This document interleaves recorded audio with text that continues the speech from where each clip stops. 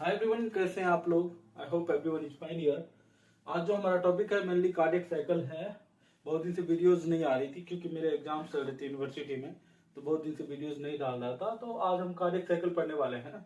Cardiac cycle बहुत ही difficult topic माना जाता है। कई बार टीचर्स समझाने में बहुत ज्यादा सक्षम हो जाते हैं स्टूडेंट्स को, तो हम इसको इजी बनाने की कोशिश करेंगे और ट्रिक्स एंड बहुत सारी कोशिश करेंगे कि कैसे याद रखा जाए टॉपिक को।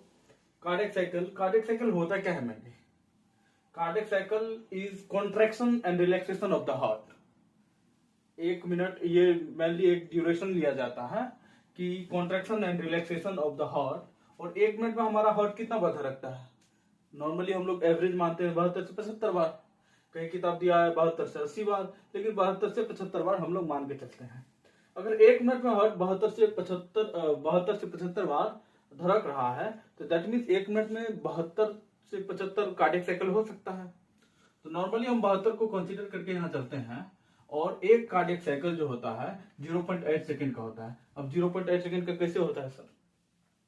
सिंपल है कि 1 मिनट में अगर हार्ट हमारा 72 बार धड़क रहा है तो एक कार्डियक साइकिल के लिए हम एक नॉर्मल सा मैथमेटिक्स लगा लेते हैं। अब 60 को 72 से डिवाइड कर देते हैं।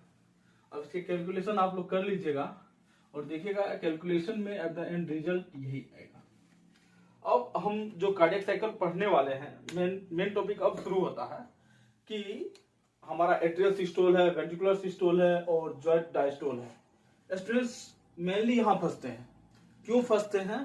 क्योंकि basic concept of the heart पता नहीं होता अच्छे से और डायरेक्ट जंप कर जाते हैं कार्डियक साइकिल पे, इसलिए बहुत ज्यादा फंसते हैं। एक छोटा सा स्ट्रक्चर हम हार्ट का ड्रॉ कर लेते हैं, एक डब्बा वाला टाइप का।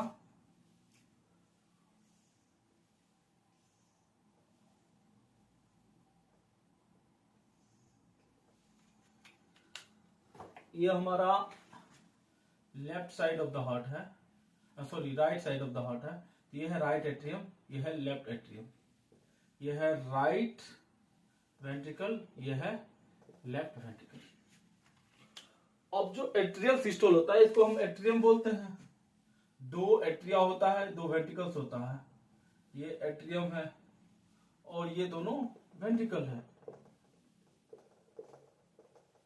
और मेनली क्या होता है जब एट्रियल सिस्टोल होता है तो एट्रियल सिस्टोल के दौरान हमारा एक ही साथ दोनों एट्रिया जो है एक ही बार सिस्टोल करता है, एक ही बार कॉन्ट्रैक्ट करता है। तो और जो भी ब्लड है उसके पास एट्रिया में, जो भी ब्लड है, आगे ब्लड कैसे आया एट्रिया में ये भी हम बताएंगे। लेकिन अब शुरू यहीं से हो रही कार्डियक साइकिल, यहीं से मान लीजिए एक बार फिर से देख लेते हैं। एट्रिया जैसे ही सिस्टोल करता है वो पुश टू वेंट्रिकल, और क्या पुश करता है? ब्लड पुश करता है। Push to ventricle, push the blood कह लीजिए यहाँ पे, ब्लड टू द वेंट्रिकल। और ब्लड वेंट्रिकल में पुश करता है। अब जिस से पुश किया, अब एट्रिया है, एट्रिया यहां से ब्लड को पुश किया, दोनों साइमल्टेनियसली। अब एक एक तो कॉन्ट्रैक्ट नहीं करेगा, दोनों साइमल्टेनियसली कॉन्ट्रैक्ट किया, जिसको हम एट्रियल सिस्टोल नाम देते हैं। और एट्रियल सिस्टोल नाम दे करके हम, अब इसमें क्या होगा, अब हमारा इसके बीच में वेंट्रिकल और एट्रिया के बीच में वाल्व होता है जिसको हम एवी वाल्व कहते हैं। एट्रियल जैसे ही सिस्टोल किया एवी वाल्व खुला और ब्लड वेंट्रिकल में आया। तो एट्रियल सिस्टोल जैसे ही हुआ, push the blood to the ventricle, AV valve खुल करके ब्लड को पुश कर दिया। कहां पुश कर दिया? वेंट्रिकल में पुश कर दिया। ब्लड वेंट्रिकल में आया, roots of the great veins closed. इस दौरान क्या होता है, सारे superior vena cava, inferior vena cava का, यहाँ जो सुपीरियर वेना कावा, यहाँ से सुपीरियर वेना कावा आता है, नीचे से इंफीरियर वेना कावा यहाँ खुलता है। और ग्रेट वेन्स मतलब कोरोनरी आर्टरी जो होता है उसका सारा का सारा रूट्स बंद होता है ताकि ब्लड बैक फ्लो ना हो जाए, इधर उधर ना चला जाए। एट्रियल सिस्टोल हुआ, एट्रियल सिस्टोल के दौरान एवी वाल्व हमारा खुला, एवी वाल्व खुला तो ब्लड पुश हुआ, किसमें? वेंट्रिकल में पुश हुआ। Roots of the great veins closed है इस ड्यूरेशन में, इस दौरान में। और वेंट्रिकल सिस्टोल क्या होता है? अब एट्रिया के बाद वेंट्रिकुलर सिस्टोल हुआ और इसमें कितना टाइम लगा?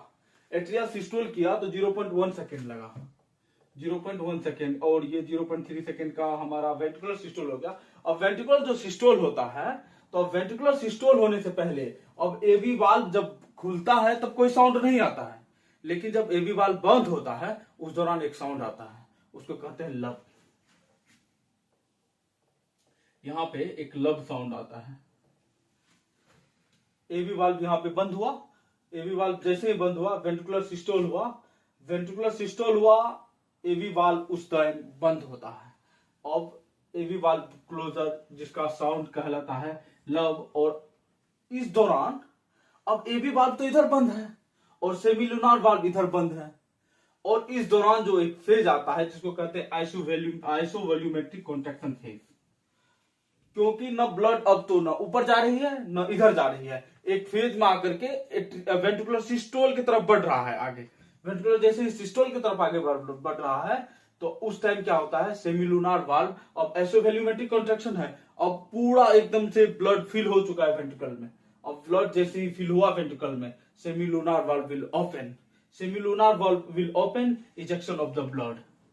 इजेक्शन ऑफ द ब्लड कहां, और वेंट्रिकुलर कहां देगा, वेंट्रिकल कहां देगा, वेंट्रिकल यहां से लेफ्ट से एओर्टा निकलता है और राइट से पल्मोनरी वेन निकलती है।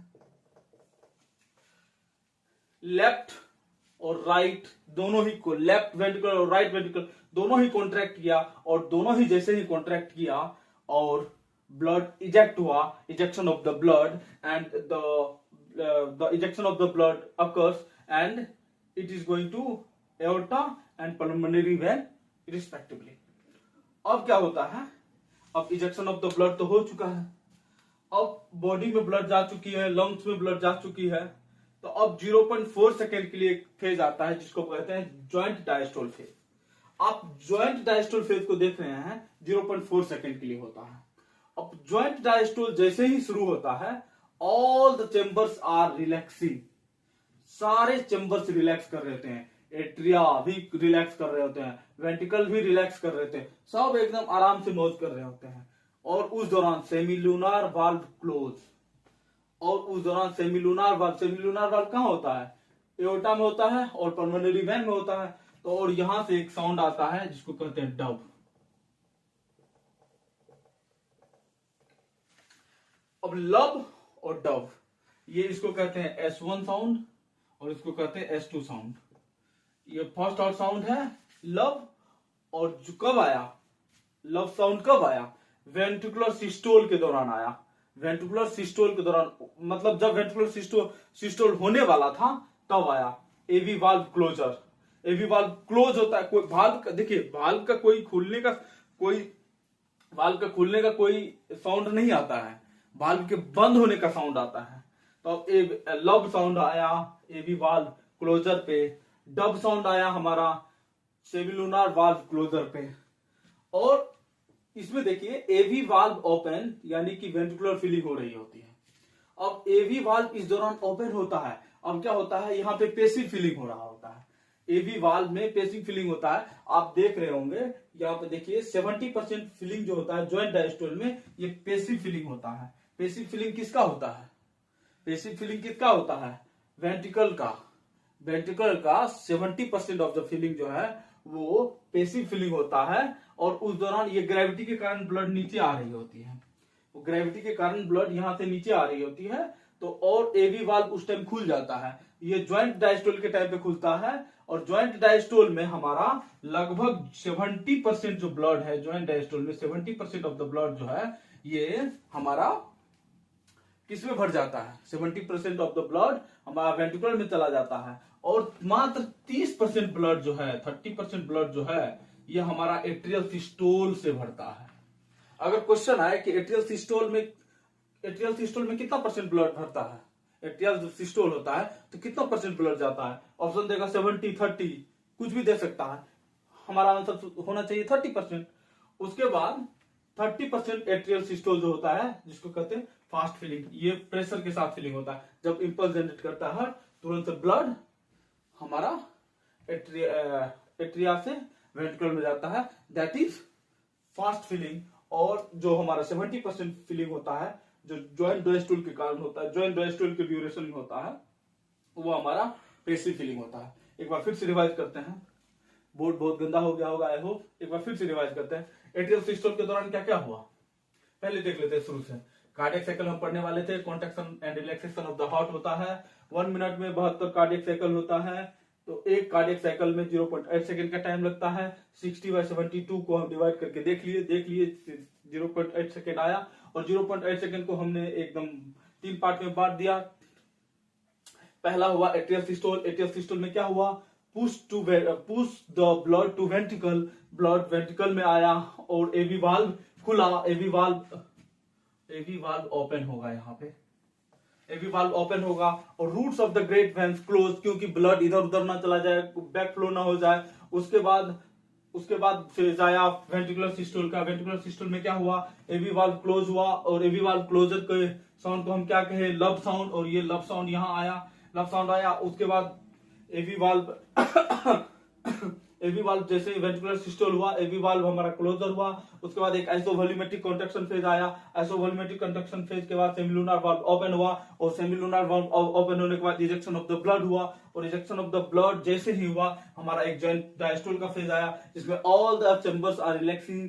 सेमिलुनर वाल्व क्लोज हुआ, जिसको डव का साउंड आता है। एवी वाल्व ओपन हुआ, वेंट्रिकुलर फिलिंग, इसमें वेंट्रिकुलर फिलिंग हो रहा होता है। 70% of the ventricular filling by joint diastole, and 70% of the joint ventricular filling are the passive filling, and only 30% filling are the fast filling, that is pressure filling. अब हम next slide में देख लेते हैं कुछ कंट्रोवर्शियल क्वेश्चन। अब हम देखने वाले हैं कि कुछ कंट्रोवर्शियल क्वेश्चन जो जिसमें कंट्रोवर्शियल नहीं है, ये स्टूडेंट्स कंफ्यूज करते रहते हैं। इवन जब मैं भी नीट का तैयारी कर रहा था तब कंफ्यूज करता था इसमें, लेकिन सारे कंफ्यूजन को दूर करते हैं। अब जैसे ही हमारा एट्रियल सिस्टोल हुआ, आपने देखा पिछले स्लाइड में कि जैसे ही हमारा एट्रियल सिस्टोल हुआ तो एक यहां पे साउंड आया था लब, एक यहां पे साउंड आया था।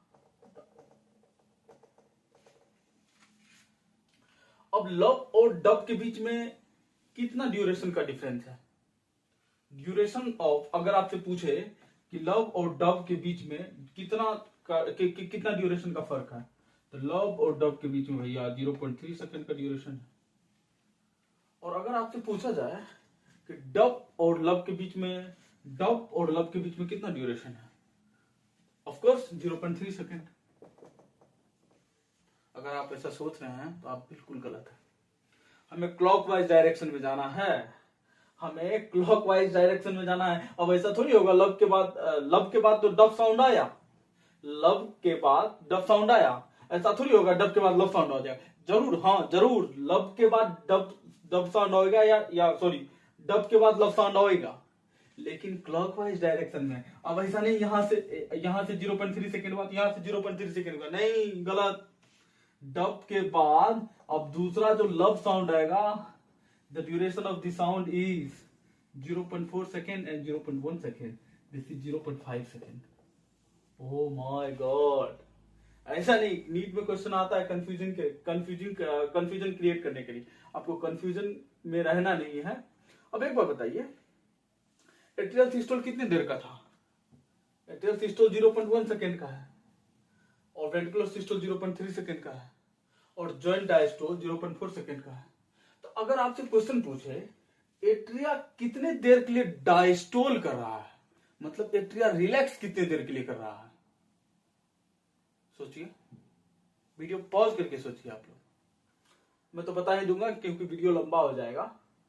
एट्रियल सिस्टोल 0.7 सेकंड के लिए हो रहा है। अब कैसे, अब एट्रिया 0.1 सेकंड के लिए कॉन्ट्रैक्ट किया, उसके बाद तो वेंट्रिकल कॉन्ट्रैक्ट किया ना, उसके बाद तो वेंट्रिकुलर सिस्टोल हुआ ना।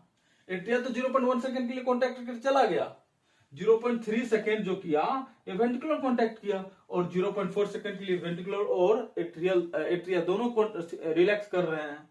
तो 0.3 second and 0.4 second and 0.3 second atria will diastole for 0.7 second. This is known as atrial diastole.